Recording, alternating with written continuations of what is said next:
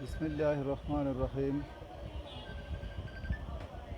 সরকারি তুলারাম কলেজের বাংলা বিভাগের অনলাইন ক্লাসে আজকের অনার্স চতুর্থ বর্ষের শিক্ষার্থীদেরকে আমি মোহাম্মদ শহীদুল ইসলাম, সহযোগিতা বাংলা সরকারি তুলারাম কলেজের পক্ষ থেকে জানাচ্ছি সকলকে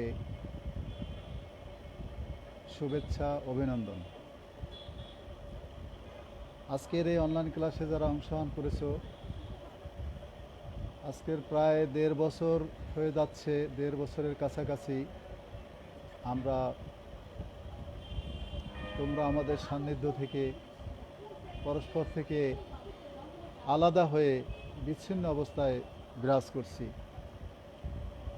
আসলে শিক্ষার যে আসল প্রয়োজন, ছাত্র শিক্ষকের যে ইন্টারাকশন, যে সম্পর্ক, আজকের বলতে গেলে অনেকটা আমরা পরিস্থিতির কারণে এখন এই পরিস্থিতি শুধু আমরা এজন্য ব্যক্তিগতভাবে আমরা কেউ দায়ী নই। এই গোটা মানব জাতি আজকের বিপর্যস্ত, হতাশাগ্রস্ত এক মহামারীর প্রভাবে আমরা আজকের বিরাট এক বিপদের সম্মুখীন হয়ে আছি, এক সমস্যার সম্মুখীন হয়ে আছি। মানুষের যে মানবিক চাহিদাগুলো, মানবতার গুরুত্বপূর্ণ প্রয়োজনগুলো আজকের আমরা পূরণ করতে পারছি না। যতটা পারছি তা প্রয়োজনের তুলনায় খুবই কম। যেমন শিক্ষা একটি মৌলিক চাহিদা, মৌলিক প্রয়োজন, কিন্তু আজকের এই শিক্ষা ব্যবস্থা এখন এমন এক হুমকির সম্মুখীন হয়ে আমরা দাঁড়িয়েছি, যার প্রেক্ষাপটে কিছুই করার নেই আমাদের। এর প্রতিরোধ বলতে আমরা যেটা বুঝি, সত্যিকার অর্থে সকলেই আমরা মহান আল্লাহ রব্বুল আলামিনের পক্ষ থেকে যে আমি বলবো এক ধরনের শাস্তি আমাদের উপর এসেছে, যে কারণে আমাদের এই স্থবিরতা, আমাদের এই নীরবতা, তারপরেও আমরা আমাদের সাধ্যমতো, আমাদের সুবিধা মতো শিক্ষা কার্যক্রমকে চালিয়ে নেওয়ার জন্য সরকার যেভাবে পদক্ষেপ নিয়েছেন, আমরা সেই পদক্ষেপগুলোকে সাড়া দিয়ে ছাত্র শিক্ষক উভয়েই আমাদের সাধ্যমতো আমরা আমাদের শিক্ষাকে, আমাদের পাঠ্য বিষয়কে সামনের দিকে এগিয়ে নেওয়ার জন্য আমরা প্রাণপণ চেষ্টা করে যাচ্ছি। এই শত প্রতিকূল পরিবেশ এবং আবহাওয়া এর মধ্যেও আজ আমরা এই অনলাইন ক্লাস যে চালিয়ে যাচ্ছি, তোমাদের সাথে একটু শেয়ার করে যাচ্ছি। প্রকৃতপক্ষে বাস্তবে ক্লাস নেওয়া, practical face to face class নেওয়ার যে তাৎপর্য, গুরুত্ব এবং এর যে প্রভাব, সেটা একটু ভিন্নই হবে। আর এই অনলাইন ক্লাসে আমরা সরাসরি প্রশ্ন করতে পারছি না, তোমাদেরকে সরাসরি দেখছি না, যে কারণে যতটা সার্থকভাবে, সুন্দরভাবে, যতটা পরিপূর্ণভাবে আমরা প্র্যাকটিক্যাল ক্লাসে আমাদের বক্তব্যকে উপস্থাপন করতে পারি এবং আমাদের চিন্তা চেতনাকে যেভাবে, আমাদের দৃষ্টিভঙ্গিকে যেভাবে ট্রান্সফার করতে পারি শিক্ষক ছাত্রের ভিতরে, সেক্ষেত্রে কিছুটা সমস্যার সৃষ্টি হয়। তারপরেও এই সমস্যা, এই অসুবিধা, এই প্রতিকূল পরিবেশের মধ্যেও আমরা অনলাইন ক্লাসে তোমাদের সাথে শেয়ার করে কিছুটা হলেও আমরা আমাদের পাঠ্য বিষয়কে, আমাদের পড়াশোনাকে গতিশীল রাখার চেষ্টা করছি। আজকের এই অনলাইন ক্লাসের চতুর্থ বর্ষের যে সকল শিক্ষার্থীরা অংশগ্রহণ করছো, আমরা ইতিপূর্বে কিছু ক্লাস আমরা নিয়েছি। সেই ক্লাসে আমি তোমাদের যে বিষয়গুলো শেয়ার করেছি, আমি বাংলা কবিতা নিয়ে আলোচনা করে আসছি ইতিপূর্বে। আমাদের 4 জন কবি পাঠ্য,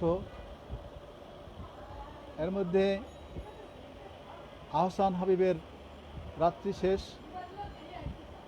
তারপরে ফরুক আহমেদের সাতসাগরের মাঝি এবং শামসুর রহমানের বন্দি শিবির থেকে এবং হাসান হাফিজুর রহমান শোকার্ত তরবারি। দীর্ঘদিন গ্যাপ হয়ে গেছে আমাদের ক্লাসের মধ্যে।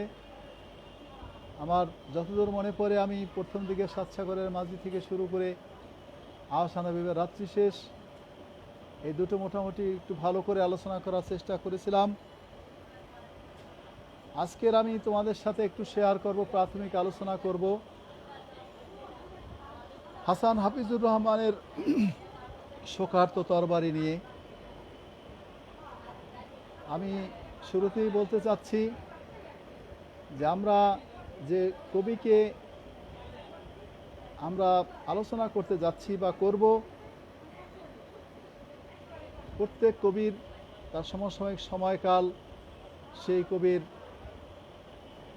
তৎকালীন সামাজিক, রাজনৈতিক, অর্থনৈতিক, সামাজিক প্রেক্ষাপটকে আমাদেরকে উপলব্ধি করতে হবে।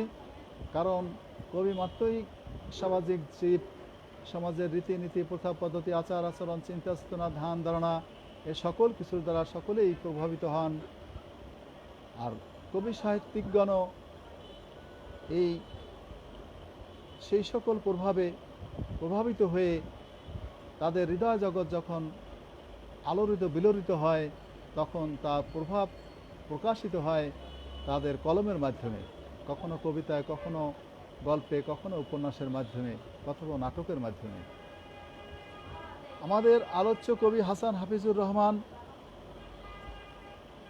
তার জন্ম 1932 সালের 14 জুন জামালপুর শহরে তিনি জন্মগ্রহণ করেন এবং মৃত্যুবরণ করেন 1983 সালের 1 এপ্রিল মস্কোতে তিনি ইন্তেকাল করেন।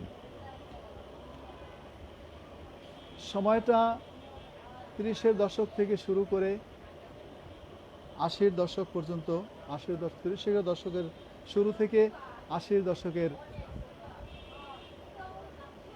শেষ পর্যন্ত।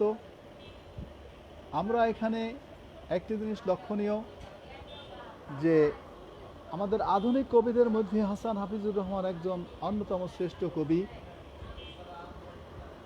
তার কবিতার যে অভিধায় তিনি নিন্দিত, তিনি একজন সাহসী এবং সংগ্রামী কবি ছিলেন।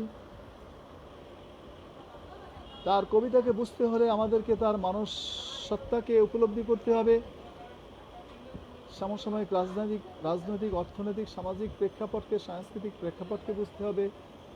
আমাদের আলোচ্য কবি মূলত মার্ক্সীয় দর্শনে বিশ্বস্ত ছিলেন, মার্ক্সবাদী চিন্তা চেতনায় তিনি উদ্বুদ্ধ ছিলেন, মার্ক্সীয় চেতনার প্রভাবে তিনি প্রভাবিত ছিলেন। এটি একটি গুরুত্বপূর্ণ বিষয়। পাশাপাশি আমাদের লক্ষ্য করতে হবে যে এই কবির জন্ম প্রথম এবং দ্বিতীয় বিশ্বযুদ্ধের মাঝামাঝি দিকে, শেষের দিকে এসে। আমরা আমাদের বাঙালি জাতির ইতিহাস যদি আলোচনা করি, আমরা একসময় ব্রিটিশ শাসিত পরাধীন জাতিতে ছিলাম। সেখান থেকে 200 বছরের গোলামির পরে 1947 সালে স্বাধীনতা লাভ করি। অবিভক্ত ভারতবর্ষ, ইন্ডিয়া, পূর্ব পাকিস্তান, এই দুটি ভিন্ন রাষ্ট্র নামে আমরা স্বাধীনতা লাভ করি। কিন্তু তোমরা সবাই জানো কম বেশি, তারপরও একটু আলোচনা করে কবিকে বোঝার জন্য আর একটু স্পষ্ট করার জন্য আমরা একটু পুনরালোচনা করছি। আর 47 সালে স্বাধীনতার পর থেকে যখন আমরা পূর্ব পশ্চিম পাকিস্তান, যেহেতু একই রাষ্ট্র ছিলাম আমরা, কিন্তু ভূখণ্ড ছিল অনেক দূরে অবস্থিত এবং ধর্মীয় না হলেও সাংস্কৃতিক প্রেক্ষাপটে, ভাষাগত প্রেক্ষাপটে, আচরণগত প্রেক্ষাপটে আমরা তাদের থেকে একটু ভিন্ন ছিলাম। কারণ এই যে ভাষা আন্দোলন তোমরা জানো, সেই 47-এর পর থেকেই আমাদের ভাষা, আমাদের সংস্কৃতি, আমাদের অস্তিত্ব, আমাদের স্বাধীনতাকে লুণ্ঠিত করার জন্য আমাদের উপর অন্যায়, অত্যাচার, জুলুম, নির্যাতন শুরু হয়েছিল স্বাধীনতার পর থেকেই। যে আগ্রাসন, যে জুলুম আর নির্যাতনের বহিঃপ্রকাশ ঘটেছে 1952 সালে ভাষা আন্দোলনের মধ্য দিয়ে। একটা জাতির অস্তিত্বের, জাতির মর্যাদার, জাতির অস্তিত্বের ক্ষেত্রে তার ভাষা সবচেয়ে গুরুত্বপূর্ণ একটি মাধ্যম। সেই ভাষাকে, আমাদের মাতৃভাষা বাংলা ভাষাকে বিলীন করে দিয়ে সেখানে উর্দু ভাষাকে প্রতিষ্ঠিত করার জন্য পাকিস্তান সরকার যে ছলনা, যে ষড়যন্ত্র করেছিল, তার বিরুদ্ধে আমরা আমাদের পূর্বসূরি, এদেশের সংগ্রামী জনতা, যুবক, ছাত্র, আবাল বৃদ্ধ বনিতা সকলেই সে ভাষা আন্দোলনের, ভাষার বিরুদ্ধে, পাকিস্তানি ভাষার আগ্রাসনের বিরুদ্ধে সকলেই গর্জে উঠেছিল। সেই 1954 সালের সেই 21শে ফেব্রুয়ারিতে যে 144 ধারা জারি করেছিল, এদেশের সংগ্রামী ছাত্র জনতা 44 ধারাকে বয়কট করে, উপেক্ষা করে বাংলা ভাষাকে, মাতৃভাষাকে, মায়ের ভাষাকে প্রতিষ্ঠা করার জন্য যে সংগ্রাম করেছিল, সেই ইতিহাস আমাদের সকলের জানা। আমাদের আলোচ্য কবি হাসান হাফিজুর রহমান এই ভাষা আন্দোলনের সময় 20-22 বছরের টকবকে যুবক, তিনি উপলব্ধি করতে পেরেছিলেন এই পরাধীন জীবনের গুরুত্ব কোথায়, এর সমস্যা কোথায়, শোষক শ্রেণীর যে শোষণের দাবানল তিনি গভীরভাবে উপলব্ধি করতে পেরেছিলেন। অন্যায়, অত্যাচার, জুলুম, নির্যাতনের যে মাত্রা যে ছাড়িয়েছিল সেটা তিনি উপলব্ধি করতে পেরেছিলেন, যে কারণে আমাদের আলোচ্য কবি তার শ্রেষ্ঠ সৃষ্টি, তার ঐতিহাসিক সৃষ্টি তোমরা জানো, অমর 21শে কবিতা, যে কবিতা বাংলা সাহিত্যের শ্রেষ্ঠ কবিতা, বাংলা ভাষার শ্রেষ্ঠ কবিতা, বাংলা ভাষার ক্ষেত্রে এক আলোড়ন বিলোড়ন সৃষ্টিকারী কবিতা। এই কবিতা আমাদের হাসান হাফিজুর রহমানের লেখা শ্রেষ্ঠ কবিতা অমর 21শে। প্রসঙ্গক্রমে আমি একটু বলে রাখি, তোমাকে যদি প্রশ্ন করা হয়, যদিও কবিতাটি অন্য কবির লেখা, যেহেতু ভাষা আন্দোলনের প্রসঙ্গ এসেছে, আমাকে এই কবিকে বুঝতে হলে, এই কবির কবিতাকে বুঝতে হলে, কাব্যকে উপলব্ধি করতে হলে, কাব্য সাধনাকে উপলব্ধি করতে হলে আমাদেরকে ভাষা আন্দোলনের প্রেক্ষাপট বুঝতে হবে। একটি প্রশ্ন, সহজ একটি প্রশ্ন আমাদের জানা দরকার, যে ভাষা আন্দোলনের প্রেক্ষাপটে, ভাষা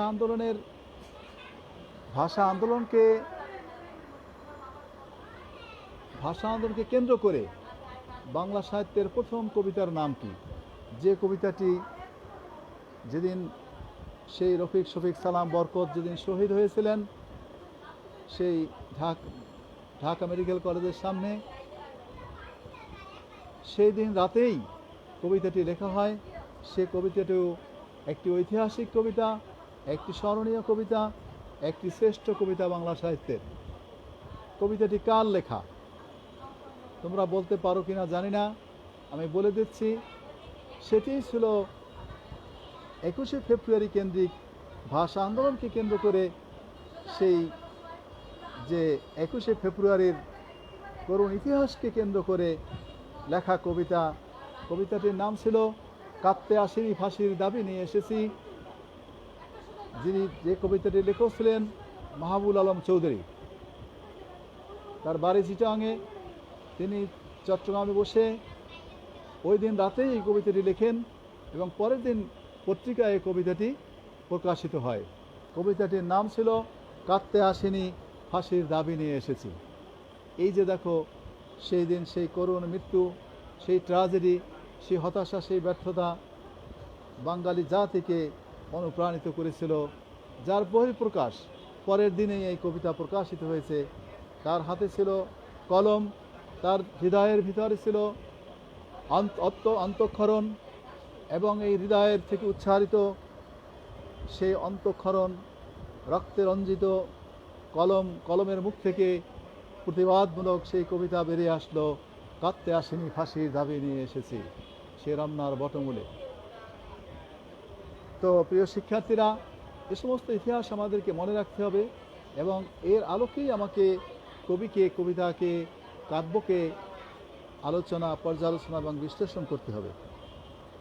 তো আমাদের আলোচ্য কবির আলোচনা প্রেক্ষাপটে আমাদেরকে ভাষা আন্দোলন থেকে শুরু করে পরবর্তী যতগুলো আন্দোলন এসেছে, যতগুলো সমস্যা, পাকিস্তান সরকার কর্তৃক যে সকল ষড়যন্ত্র, যে সকল পরিকল্পনা তারা আমাদের বিরুদ্ধে করেছে, আমাদেরকে স্থিমিত করার জন্য, আমাদের স্বাধীনতাকে বিলিয়ে দেওয়ার জন্য, অস্তিত্বকে বিলিয়ে দেওয়ার জন্য, শাসন করার জন্য, শোষণ করার জন্য, সেই প্রেক্ষাপটগুলো আমাদেরকে গভীরভাবে বুঝতে হবে, জানতে হবে, উপলব্ধি করতে হবে। এবং সেই প্রেক্ষাপটেই আমরা আমাদের আলোচ্য কাব্য যে শোকার্ত তরবারি, তরবারি শোকার্ত কখন হয়? তরবারি কেন? তরবারি তো একটা যুদ্ধের প্রতীক, যুদ্ধের অস্ত্র। সেই তরবারিও শোকার্ত হয়ে গেছে, দুঃখিত, ম্লান হয়ে গেছে। আর মানুষ যখন শোকার্ত হয়, মানুষ শোকার্ত কেন হয়? মানুষের জীবন, যদিও আমাদের জীবন প্রবাহিত হচ্ছে একটা ধারার মধ্যে, মানব জীবন কখনো দুঃখ, কখনো কষ্ট, কখনো হতাশা, ব্যর্থতা কিছুটা আসতেই পারে, কারণ our life is going through strict struggle. জীবন তো সুখ দুঃখ নিয়েই গঠিত হয়ে থাকে। তবে সেই দুঃখ যদি হয় বেদনার, দুঃখ যদি হয় করুণ, শক্তিমানের দ্বারা দুর্বলের উপর অন্যায়, অত্যাচার, জুলুম, নির্যাতন, সেটি ধারণ করা কঠিন হয়ে যায়। শোক মানুষের জীবনে, দুঃখ কষ্ট এটি একটি স্বাভাবিক প্রক্রিয়ায় আসে। বিভিন্ন পরিস্থিতি, বিভিন্ন প্রেক্ষাপট, প্রতিকূল পরিবেশ আসলে মানুষের হৃদয়ের মধ্যে রক্তক্ষরণ আসে, কষ্ট, হতাশা, ব্যর্থতা আসে এবং মানুষ তাতে শোকাবিত হয়। এতে ব্যক্তিগতভাবে মানুষ অনেক শোকাবিত হয়। অনেক ক্ষেত্রে আমরা দেখেছি এই যে শোক, দুঃখ, কষ্ট, হতাশা, ব্যর্থতা ধারণ করারও একটি ক্ষমতা থাকে। আবার আনন্দ, সুখ, শান্তি, সফলতা, কামিয়াবি এগুলো ধারণ করার একটা ক্ষমতা মানুষের মধ্যে থাকে, আল্লাহ তাআলা দিয়েছেন। তো শোক যে, দুঃখ যে, কষ্ট, এটি মানুষের বিভিন্ন প্রেক্ষাপটে, বিভিন্ন অবস্থার পরিস্থিতিতে আমাদের সম্মুখে আসে। আর যখন আমরা এই শোক থেকে লাঘব হতে পারি, দুঃখ, কষ্ট, হতাশা, শোকার্ততা যখন আমরা লাঘব করতে পারি, দূর করতে পারি, তখনই আমাদের হৃদয়ের মাঝে কিছুটা হাসি ফোটে, আনন্দ আসে এবং উল্লাস আসে এবং সুখ শান্তির একটা ফোয়ারা প্রবাহিত হয়। সুতরাং আজকের দিনে আমরা হাসান হাফিজুর রহমানকে আলোচনা করতে গিয়ে, আবিষ্কার করতে গিয়ে, তোমাদের সাথে শেয়ার করতে গিয়ে আমাদের প্রথমেই মনে রাখতে হবে যে স্বাধীনতার পূর্বে, বিশেষ করে ব্রিটিশ থেকে স্বাধীনতার পর থেকে আমাদের উপর পাকিস্তান হানাদার বাহিনী যে সকল অন্যায়, অত্যাচার, জুলুম, নির্যাতনগুলি পর্যায়ক্রমে একের পর এক চালিয়ে গিয়েছিলেন, সেই সমস্ত অভিজ্ঞতা, সেই সমস্ত জুলুম নির্যাতনের কাহিনী তোমাকে আমাকে বুঝতে হবে, উপলব্ধি করতে হবে এবং সেই প্রেক্ষাপটেই এই কবিকে আমাকে আলোচনা, পর্যালোচনা, বিশ্লেষণ করতে হবে। তো কবির আমি শুরুই বলেছিলাম যে মানবতাবোধের চেতনায় উদ্বুদ্ধ আলোচ্য কবি, মার্ক্সীয় চিন্তা চেতনা, ধ্যান ধারণায় তিনি উদ্বুদ্ধ হয়ে এই মানবতার কবি, তিনি কাব্য কলম ধরেছিলেন এবং কাব্য সাধনা শুরু করেছিলেন। তিনি একাধারে শিক্ষক ছিলেন, অধ্যাপক ছিলেন, আবার সাংবাদিক ছিলেন, আবার তিনি একজন শ্রেষ্ঠ কবি হিসেবে পরিচিতি লাভ করেছেন। তার কাব্যগুলোর মধ্যে আমরা যেগুলো পাই, বিমুখ প্রান্তর, তার প্রথম এই কাব্যটি 1963 সালে প্রকাশিত হয়। বিমুখ প্রান্তর প্রথম কাব্যগ্রন্থ। এরপরে আর্ত শব্দাবলী 1968 সালে প্রকাশিত হয়। অন্তিম স্বরের মতো 1968 সালে প্রকাশিত হয়। উদ্যত সঙ্গীন 1972 সালে। এই মোটামুটি 4-5টা, এবং শোকার্ত তরবারি 1983 সালে এই তার কাব্য প্রকাশিত হয়। মোটামুটি এই তার বিখ্যাত কাব্যগুলোর মধ্যে এই 5-6টি কাব্যই শ্রেষ্ঠ কাব্য। এগুলো মনে রাখার চেষ্টা করবে। তার প্রথম কাব্যগ্রন্থ বিমুখ প্রান্তর 1963 সালে প্রকাশিত হয় এবং দ্বিতীয় কাব্যগ্রন্থ শব্দাবলী আর্ত শব্দাবলী 1968 সালে প্রকাশিত হয়। অন্তিম স্বরের মতো 1968 সালে প্রকাশিত হয়। যখন উদ্যত সঙ্গীন 1972 সালে প্রকাশিত হয় এবং তার যে কাব্যটি আমাদের পাঠ্য, যেটি গুরুত্বপূর্ণ কাব্য, যেটি আমরা এখন আলোচনায় প্রবেশ করছি, সে কাব্যটির নাম হলো শোকার্ত তরবারি, হাসান হাফিজুর রহমান। এ কাব্যটি প্রকাশিত হয় 1982 সালে। 83 না, আমি ভুল বলছি, কাব্যটি 1982 সালে প্রকাশিত হয়। তো এই হাসান হাফিজুর রহমানের যে অন্তিম স্বরের মতো এই কাব্যটি প্রকাশিত হয় বলছিলাম 1968 সালে। কবি হাসান হাফিজুর রহমান তিনি মূলত আমাদের বাংলা সাহিত্যে এক তরুণ কবির কথা আমরা জানি, সুকান্ত ভট্টাচার্য বলে। তিনিও একজন বিপ্লবী কবি ছিলেন। সুকান্তের পরে তিনি বাংলা সাহিত্যে একজন বিপ্লবী কবি হিসাবে পরিচয় লাভ করেছেন। তার মধ্যে হাসান হাফিজুর রহমান তিনি অন্যতম ছিলেন। তো তার অপ্রকাশিত কিছু কবিতা আছে, সেটিও কাব্যাকারে বেরিয়েছে। সেটি বেরিয়েছে 1986 সালে। আমি আগেই বলছিলাম হাসান হাফিজুর রহমানের জন্ম 1932 সালের 14 জুন জামালপুরে জন্মগ্রহণ করেন। জামালপুর শহরেই তার জন্ম এবং মৃত্যু 1983 সালের 1 এপ্রিল রাশিয়ার মস্কোতে। আমাদের আলোচ্য কবি রুচিবোধের দিক থেকে হাসান হাফিজুর রহমান একজন জীবনবাদী কবি। জীবনকে তিনি গভীরভাবে উপলব্ধি করেছেন। জীবনের দুঃখ, কষ্ট, হতাশা, ব্যর্থতাকে তিনি প্রত্যক্ষ করেছেন, উপলব্ধি করেছেন, পর্যবেক্ষণ করেছেন এবং এই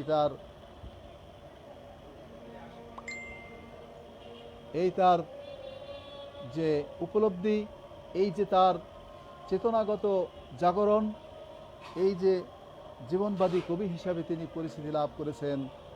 সুতরাং আমাদের আলোচ্য কাব্যটি শোকার্ত তরবারি, যেটা বলছিলাম যে তরবারিও শোকার্ত হয়। কেন হয়? মানুষ যেভাবে শোকার্ত হয়, এখানে তরবারি প্রতীক হিসাবে কবি ব্যবহার করেছেন আমার দৃষ্টিভঙ্গি থেকে। তরবারি দ্বারা মানুষ যুদ্ধে জয়লাভ করে, মানুষ জীবনকে মুক্ত করে, জাতিকে উন্মোচিত করে, জাতিকে মুক্তিদান করে যুদ্ধের মাধ্যমে। এখানে আমরা শোকার্ত তরবারি কেন বলা হয়েছে? আজকের তরবারিও শোকার্ত, তরবারিও তার উপযুক্ত কাজে ব্যবহার হতে পারছে না। তরবারি ব্যবহার করার যে উপযুক্ত পরিবেশ, সময় এবং সমাজ, সেটিও এখন স্তব্ধ হয়ে গেছে। সেটিও এখন আর তরবারি হাতে নিয়ে জেগে ওঠার অনুকূল পরিবেশও পাচ্ছে না। এমন এক বিপন্ন, বিধ্বস্ত, হতাশাগ্রস্ত অবস্থার মধ্যে আমরা বসবাস করছিলাম। আমাদের আলোচ্য কাব্য শোকার্ত তরবারি কাব্যটির মধ্যে আমরা 19টি কবিতা পাই। 19টি কবিতা সম্বলিত এই কাব্যটি কবি রচনা করেছেন। এই শোকার্ত তরবারি কাব্যের প্রথম কবিতাটির নাম শুধু ডাক দিও এবং শেষ কবিতার নাম আরও কত জল হলে। প্রথম কবিতার নাম শুধু ডাক দিও, শেষ কবিতার নাম আরও কত জল হলে। আমাদের আলোচ্য এই আজকের যে তোমাদের সাথে শেয়ারিংটা হচ্ছে, প্রাথমিকভাবে এই কাব্য সম্পর্কে কিছু আলোচনা আমরা করছি। এগুলো কিন্তু তোমাদের সংক্ষিপ্ত প্রশ্নের মধ্যে আসতে পারে, থেকে 2-1টি প্রশ্ন ফাইনাল পরীক্ষায় তোমাদের আসবে। তারপর মডেল টেস্ট, টার্ম টেস্টের মধ্যেও তোমাদের আসবে সংক্ষিপ্ত প্রশ্নের মধ্যে। এ কারণে এক হলো কবির জন্মকাল, মৃত্যুকাল, কবির সৃষ্টিকর্মের মধ্যে কাব্যগুলো কী কাব্য, উল্লেখযোগ্য কাব্যের নাম এবং কাব্যগুলো কখন প্রকাশিত হয় এবং আলোচ্য কাব্য কখন প্রকাশিত হয়, কখন লিখিত হয়, কাব্যে কতটি কবিতা আছে, প্রথম কবিতার নাম কি, শেষ কবিতার নাম কি, এগুলো কিন্তু তোমাদের পরীক্ষা সাধারণত এসে থাকে। তো সেই হিসাবে আমরা ওইভাবে আলোচনা করার চেষ্টা করছি, যাতে তোমাদের এক তো কবিকে বোঝা সহজ হয় এবং কবির সমসাময়িক সামাজিক, রাজনৈতিক, অর্থনৈতিক প্রেক্ষাপটও আমরা উপলব্ধি করতে পারি এবং কাব্যটি আমরা সহজে উপলব্ধি করতে পারি। দ্বন্দ্ব, বিক্ষুব্ধ, জটিল ও রক্তাক্ত সময়ের মধ্য দিয়ে আমরা প্রবাহিত ছিলাম। কারণ এক তো আমরা বাঙালি জাতি শুধু নয়, গোটা বিশ্ব তখন আলোড়িত বিলোড়িত ছিল। প্রথম বিশ্বযুদ্ধের পরে দ্বিতীয় বিশ্বযুদ্ধোত্তর সময়কার যখন আমরা এই ভারতবর্ষ স্বাধীনতা লাভ করি, তারপর পরে নতুন এক আগ্রাসন, এক জুলুম আর নির্যাতনের শিকার আমরা আমাদের উপর শুরু করেছিল সেই হানাদার বাহিনীরা। সুতরাং বলার আর অপেক্ষা রাখে না আমরা কোন সামাজিক, রাজনৈতিক, অর্থনৈতিক, সাংস্কৃতিক প্রেক্ষাপটে ছিলাম, কোন প্রতিকূল পরিবেশের মধ্যে ছিলাম। সেই বিপন্ন, বিধ্বস্ত, হতাশাগ্রস্ত এবং প্রতিকূল পরিবেশের মধ্যে আমাদের আলোচ্য কবি হাসান হাফিজুর রহমানের স্থান, অবস্থিতি এবং পরিভ্রমণ ছিল। এবং সেই অভিজ্ঞতা দিয়ে সেই প্রতিকূল পরিবেশের ঐতিহাসিক, সামাজিক এবং মানবিক দিকগুলো তার হৃদয়পটে আলোড়িত বিলোড়িত হয়েছিল। এবং সে আলোড়ন বিলোড়ন তার কবিতার মাধ্যমে, লেখনের মাধ্যমে, কলমের মাধ্যমে, কবিতার মাধ্যমে আমাদের কাছে তিনি প্রকাশ করে গিয়েছেন, প্রকাশিত হয়েছে। তো এখানে কবি, আমরা যে কবিতাটির নাম বলছি, শুধু ডাক দিও, যে কবি এখানে এই ডাক দেওয়ার কথা বলেছেন। কবিতার নামকরণের দিকে একটু লক্ষ্য করো তোমরা। কবিতাটির নামই হলো শুধু ডাক দিও। এখন এই ডাকটি কে দিবে, কখন দিবে, কেন দিবে, কোথায় বসে দিবে, কোন প্রেক্ষাপটে দিবে, এটি কিন্তু আমাদের একটু আলোচনা করার প্রয়োজন রয়েছে। আমরা যে কোনো কাব্য বা কবিতা বা নাটক, উপন্যাস যাই বলি না কেন, নামকরণের মধ্যেই কিন্তু সেই কাব্য নাটকের এক প্রতিচ্ছবি সেখানে ফুটে ওঠে। প্রথমে বলছিলাম শোকার্ত তরবারি, তোমরা বুঝতেই পারছো তরবারি কেন শোকার্ত হয়। তরবারি দিয়ে তো মানুষ তার যুদ্ধ জয়ের অগ্রযাত্রার পথকে ত্বরান্বিত করে। কিন্তু সেই তরবারি যখন শোকার্ত হয়, তরবারি যখন দুঃখিত হয়, তরবারি যখন বিষণ্ণতায় ভোগে, তখন তো সেই জয়ের মুকুট ছিনিয়ে আনা কঠিন হয়ে দাঁড়ায়। তখন তো সেই জয়ের অগ্রযাত্রা বিঘ্নিত হয়। এরপরে যখন আমরা আসি, বুঝতেই পারছি তরবারি কেন এখানে আনা হয়েছে, অস্ত্র কেন আনা হয়, কেন তরবারি, অস্ত্র যুদ্ধের, তোমরা জানো অস্ত্র হলো যুদ্ধের একটি প্রতীক, যুদ্ধের যোগানের ক্ষেত্রে অস্ত্র। এখন যেটি বুঝতে হবে আমাদেরকে, প্রথমে বুঝতে হবে যুদ্ধ তো কোনো শান্তির প্রতীক নয়, অশান্তির প্রতীক। তরবারি কেন আসলো, কেন আসবে তরবারির প্রশ্ন কেন আসবে, তরবারি কেন আমাকে ব্যবহার করতে হবে? নিশ্চয়ই এখানে এই যে তরবারির কথা বলা হয়েছে, শোকার্ত তরবারি, নিশ্চয়ই মানুষের মানবতা, মানুষের অস্তিত্ব, মানুষের সুখ, আনন্দ আর সফলতার ক্ষেত্রে যখন প্রতিবন্ধকতার সৃষ্টি হয়, মানুষ যখন তার মৌলিক প্রয়োজনগুলো, তার অস্তিত্বের ক্ষেত্রে যা প্রয়োজন সেগুলো যখন মানুষ পায় না, মানুষের শান্তির ক্ষেত্রে, সফলতার ক্ষেত্রে যখন প্রতিবন্ধকতার সৃষ্টি হয়, তখনই মানুষ প্রতিবাদী হয়, বিপ্লবী হয়, তখনই মানুষ প্রতিবাদ করতে শুরু করে। তো যেহেতু সেই ক্ষমতাধর পাকিস্তান সরকার, জুলুম সরকার আমাদের উপর অন্যায়, অত্যাচার, জুলুম, নির্যাতন করে চলছিল, সেহেতু আমরা আজকের সেই দিনের সেই পরিস্থিতিগুলো স্মরণ করে কবিকে আবিষ্কার করতে যাচ্ছি। যেহেতু প্রতিকূল পরিবেশে আমাদের উপর জুলুম, অত্যাচার, নির্যাতন করা হচ্ছিল, কবি তরবারির প্রতীক হিসাবে এনে শোকার্ত তরবারি নামকরণ দিয়ে আমরা শোকের মধ্যে, দুঃখের মধ্যে, হতাশার মধ্যে, ব্যর্থতার মধ্যে যে পর্যবসিত আছি, নিমজ্জিত আছি, তাই প্রকাশ করার চেষ্টা করছেন আলোচ্য কবি হাসান হাফিজুর রহমান। তো এই হলো কবিতার বা কাব্যের প্রেক্ষাপট। সেই সময়ের সেই 52 ভাষা আন্দোলন, 58 সামরিক আইন সামরিক আইন জারি, 65 যুদ্ধ, 69 গণ আন্দোলন, গণ অভ্যুত্থান, এভাবে পর্যায়ক্রমে যে আমাদের আন্দোলন আস্তে আস্তে ঘনীভূত হচ্ছিল, ক্রমান্বয়ে আমরা সফলতার দিকে এগিয়ে যাচ্ছিলাম। এক পর্যায়ে চূড়ান্ত যখন প্রতিরোধ গড়ে তোলা হলো স্বাধীনতা বঙ্গবন্ধু শেখ মুজিবুরের নেতৃত্বে, যখন স্বাধীনতা যুদ্ধের ডাক আসলো, এদেশের সকল শ্রেণীর মানুষ এই যুদ্ধে অংশগ্রহণ করলো এবং আল্লাহ তাআলার অশেষ সাহায্য এবং নিয়ামতে আমরা সেই স্বাধীনতা অর্জন করেছি, সেই স্বাধীনতা লাভ করেছি। তো আলোচ্য এই শোকার্ত তরবারি কাব্যের মধ্যে কবির সেই পর্যায়ক্রমিক যে পাকিস্তান সরকারের যে দেশের উপর অন্যায় অত্যাচার জুলুম নির্যাতনের যে চিত্রগুলো তিনি ফুটিয়ে তোলার চেষ্টা করেছেন, রূপক হিসাবে প্রতিকায়িত করে আমাদের সামনে তুলে ধরার চেষ্টা করছেন। কারণ কবিও বিষণ্ণ ছিলেন, ব্যথিত ছিলেন, মানবতার কবি ছিলেন, জীবনবাদী কবি ছিলেন, মার্ক্সবাদী কবিদের চিন্তা চেতনায় উদ্বুদ্ধ ছিলেন। এ কারণে মানবতার চেতনা তার মধ্যে জাগরক ছিল, উন্মোচিত ছিল, উদ্বেলিত ছিল। কি করে মানুষ সুখ শান্তি সফলতা পাবে, মানুষ দুঃখ কষ্ট হতাশা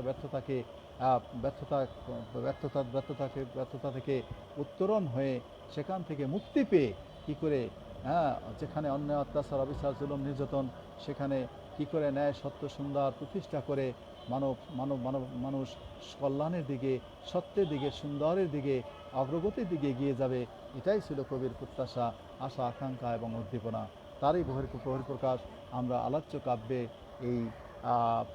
কাব্যের মধ্যে প্রত্যক্ষ করি, উপলব্ধি করি।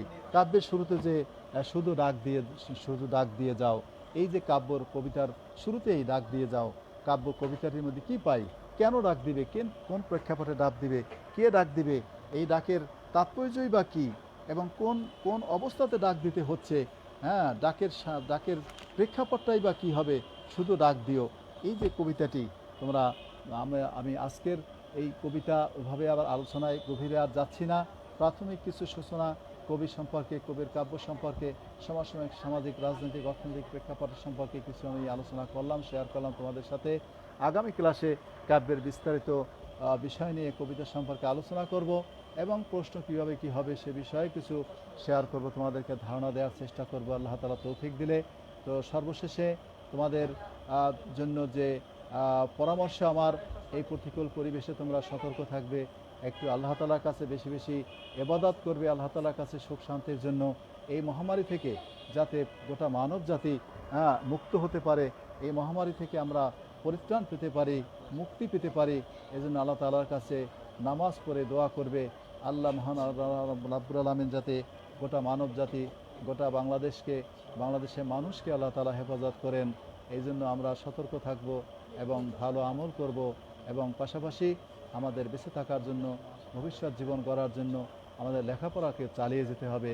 অনলাইন ক্লাস হলেও বাসায় তোমরা নিজেরা ওখানে বাসায় পড়বে। তারপরেও আমার নাম্বার দেয়া আছে, ডিপার্টমেন্টের দেয়া আছে, যা প্রয়োজন হলে আমার নাম্বারে তোমরা কল করবে। কোনো পড়তে গিয়ে তোমাদের বাসায় স্টাডি করতে গিয়ে যদি কোনো পড়াশোনায় কোনো দুর্বোধ্যতা, অস্পষ্টতা, জটিল কিছু মনে হয়, আমাকে ফোন করে তোমরা শেয়ার করতে পারবে। আমি তোমাদের পাশে আছি, তোমাদের সাথে আছি। আমি শুধুই নয়, আমাদের বিভাগের সকল শিক্ষকগণ তোমাদের সাহায্যার্থে, তোমাদের উপকারের জন্য আমরা সার্বক্ষণিক থাকবো এবং আছি। তোমরা পড়াশোনা চালিয়ে যাও, হতাশ হবে না, ভয় পাওয়ার কারণ নেই। এই প্রতিকূল পরিবেশের মধ্যে আমাদেরকে এগিয়ে যেতে হবে, পড়াশোনা করতে হবে এবং মনোবল রাখতে হবে। সুতরাং তোমাদের ভবিষ্যৎ জীবন উত্তরোত্তর সমৃদ্ধি লাভ করুক, সুন্দর হোক, এবং তোমাদের স্বাস্থ্য ভালো থাকুক, সুস্থ থাকো, এই কামনা, এই প্রত্যাশা রেখে আমি আমার আজকের অনলাইন ক্লাসের সমাপ্তি ঘোষণা করছি। ধন্যবাদ সকলকে। আল্লাহ হাফেজ।